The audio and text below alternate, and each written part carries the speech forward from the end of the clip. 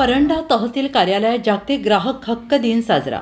परंडा येथील तहसील कार्यालयात जागतिक ग्राहक हक्क दिन दिनांक 24 रोजी मोठ्या उत्साहात साजरा करण्यात आला। कार्यक्रमाची सुरुवात तहसीलदार निलेश काकडे यांच्या हस्ते स्वामी विवेकानंद यांच्या प्रतिमेस पुष्पहार अर्पण करून करण्यात आली। यावेळी ग्राहक संघटना प्रतिनिधी आणि प्रमुख पाहुणे म्हणून ग्राहक पंचायत महाराष्ट्र राज्य जिल्हा उपाध्यक्ष प्रमोद कांबळे, सहसंघटक विशाल शिंदे आणि सहसचिव आशिष बाबर, तालुका प्रतिनिधी विक्रम चौतमहाल, संतोष शिंदे, तय्यब शेख यांनी उपस्थिती लावली होती।